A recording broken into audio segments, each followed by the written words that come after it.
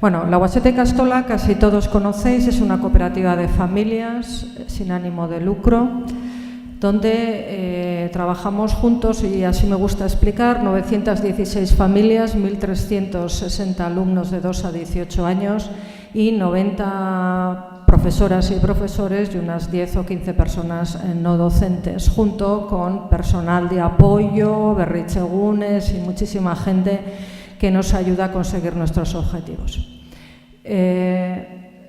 Voy a intentar ir rápido, no vamos a entrar en detalles que luego pueden quedar para las preguntas. El sentido de la innovación en nuestro centro tiene que ir coherente con nuestro eslogan. El eslogan del centro es Pertsona garatus gizartea eraikitzen. Este nuevo planteamiento del proyecto educativo de centro tuvo lugar en el año 96.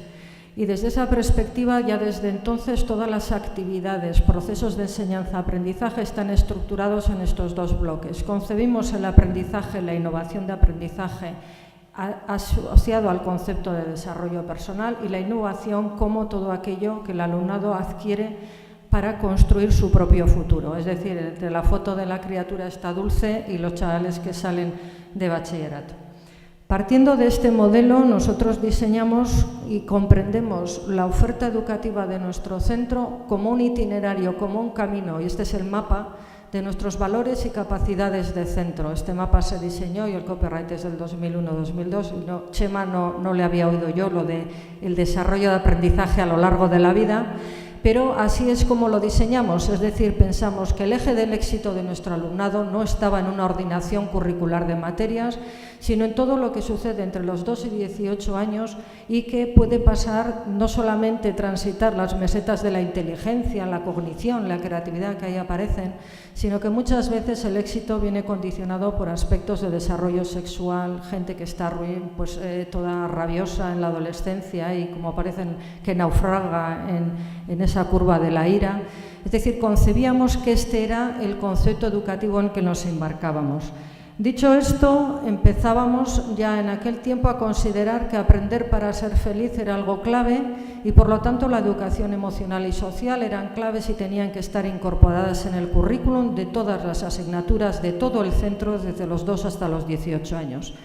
Desde ahí, la regulación de la convivencia, la educación emocional o la inmersión de actividades transversales, emocionales y sociales en todas las materias era algo clave en el programa. Además, algo claro, lo que no se evalúa no se aprende. Es decir, la trayectoria de éxito de un alumno, pero también en una empresa y en cualquier organización, pasa por aquello que se considera importante. Tenemos claro que cualquier cosa que hagamos, si no se evalúa y no se califica, para nuestro alumnado no va a ser más que otra cosa más, otra María más que hemos añadido, pero que no tiene valor. Es decir, la innovación tiene que ser puesta en valor, y ponerse en valor quiere decir que tenemos que generar una cultura de autoevaluación y de observación y autoobservación común y coherente con todas las normas de la evaluación. Ahí, al poner en valor y valores de la innovación, hay dos caras de la misma moneda, que son la evaluación por competencias y las actividades que se hacen en el aula. Tienen que ir coordinadas y esos procesos de aprendizaje y resultados de enseñanza, en educación tenemos la costumbre de hacerlo al revés, procesos de enseñanza, resultados de aprendizaje. Le hemos dado la vuelta, vamos a poner el eje en los procesos de aprendizaje del alumnado y luego ya veremos qué sale con los resultados de enseñanza.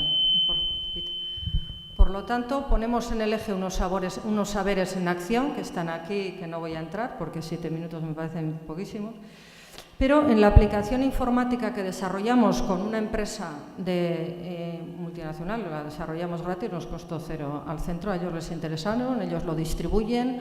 De hecho, hemos viajado mucho por España para explicar este modelo y la semana que vienen 21 centros de diferentes comunidades autónomas a visitar el proyecto.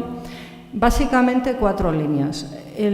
Para nosotros el informe de evaluación y el proceso de evaluación es el contrato directo que tenemos con las familias y el alumnado de que les ofertamos un servicio coherente con las competencias.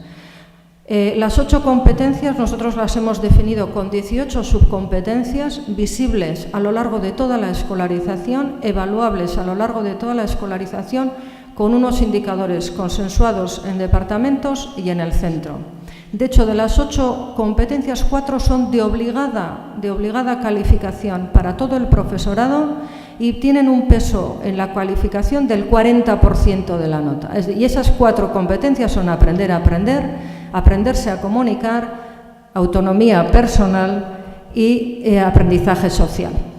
Y el resto, los criterios y todo, es público y los indicadores son públicos. Paso simplemente actividades coherentes que aquí aparecen desde asignaturas de creatividad sistemáticas, unidades multidisciplinares.